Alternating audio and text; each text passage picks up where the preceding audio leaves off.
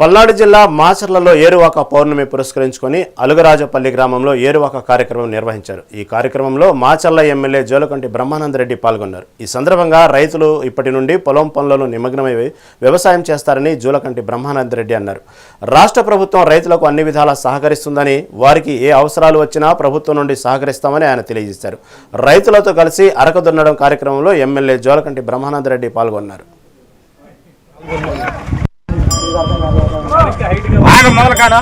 సరే